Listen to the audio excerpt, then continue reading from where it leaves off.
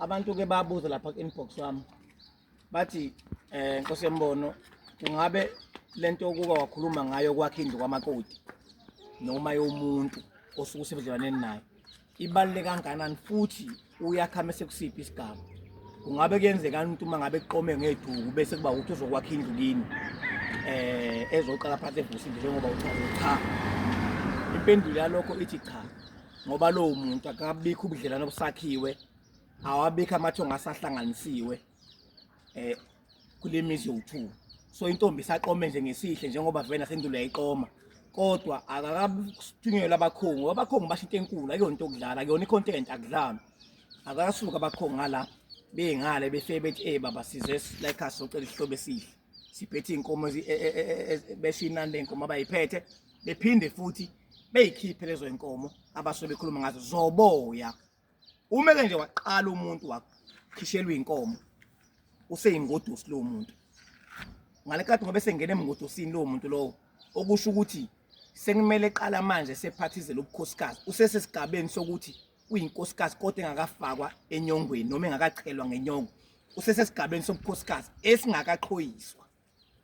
Umese nje lowo muntu ekhishelwa iy'nkomo usesigabeni sobukhosikazi, akabi yona inkosikazi ukuthi mhlawumbe isiphelele, cha.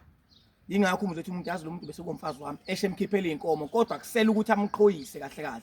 So usuke kufanele asho ukuthi ubesesigabeni sokuba inkosikazi, ngoba umuntu mase ekhishelwa iy'nkomo zithi zichaza ukuthi wena usubona ukuthi lo muntu engaba unkosikazi engalivusa ikweni. Ngakho-ke umuntu ovusa indlu kahle kahle leya ndlu yakhiwe umuntu osekhishelwa iy'nkomo walotsholwa bese ehamba eyokwakha indlu emzini wakhe, ayiqale phansi. Kakhulukazi qala bekwenziwa lento kuthiwa usika utshani, asika utshani kususa kubo, aqashele imoto ezokuhambisa ibambise emzini. Kuqalwe phansi indlu kaRondo ize iyophela ifulelwe, yonke into iqhamuka ngamakoti, iyakhiwa nje iqhamuka ngamakoti. Uma ukuthi ngisho amakapa aqhamuka ngamakoti, uyena okususa phansi yonke noma ukhipha imali ukuthi makwenzeke emzini. Leyo nto idala ukuthi na iyenza ukuthi kuthengeke isidalwa. Mina ngizothatha njengokuthenga isidalwa, ngikhuluma ngolimi namhlanje. Ithenga isidalwa sokuthi ngale nkathi umuntu akhe umhlobo ezolobola noma ngale nkathi umuntu eshela emfuleni uthi ngicela uzongakhisa umuzi kababa.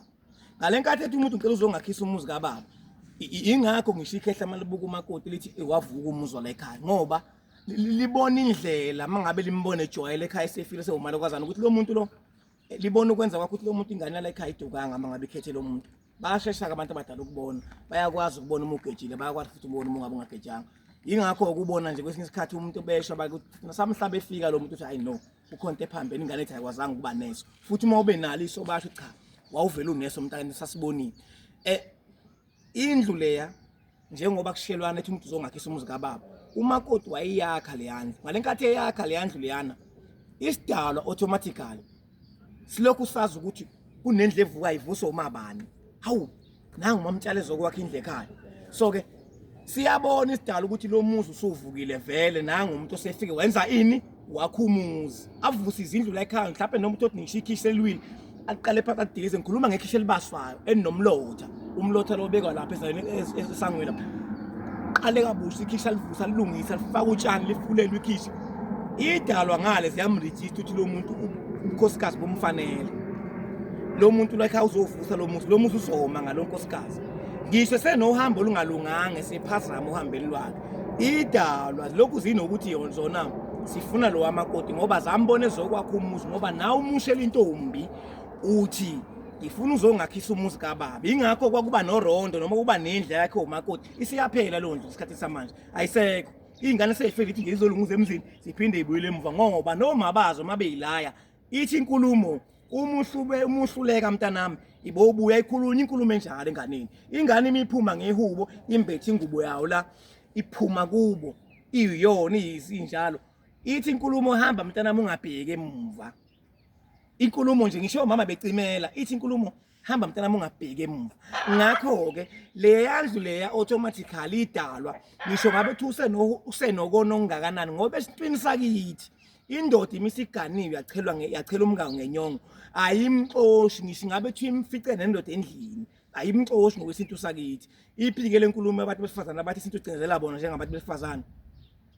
kungakanani indoda ekhipha iy'nkomo zayo yalobola namhlanje imibamba umuntu isintu sibuhlungu asimnandi ingakho abantu abaningi bengasifuni isintu bevele bethi asikhathele indaba yesintu thina sibuhlungu isintu asichemi ukuhlala nomuntu engaqhoyisi ukuthi umlobole mangabe ngafakwa nje enyongweni akangena esithebeni akahlala esithebeni ngisho abathwala ekhaya uvusa umuzi wavusa izindlu zonke kwawuyena oyinkosikazi kodwa mase hlala esithebeni kuyohlala amakhosikazi aqhoyisiwe kuleli khaya athelwa ngenyongo ngoba isithebe siwumthandazo wabantu abayizalukazi ababeganile ibona bathi mangabe kuhleli lapha nabaphilayo bese bebizana ngokumemana kwazi izalukazi sizo-attenda le ndaba yokuthi kunomcimbi la ekhaya bese kushiwo kuthiwa kudivide inyama inikeza amakhosikazi ayeqhoyisiwe lo bekade umvusi womuzi ngoba eyingodosi uzokhangezwa ngoba akahlale esithebeni akabi inkosikazi uyasizwa isinto sibuhlungu kanjani asinamngani yingakho-ke ngisho sakhe indlu umakoti uma ukuthi usephazamile ithongo lithi liyamfuna kuthiwa ngeke uzogana ungambuyisanga umadladla ngoba wafike wakha indlu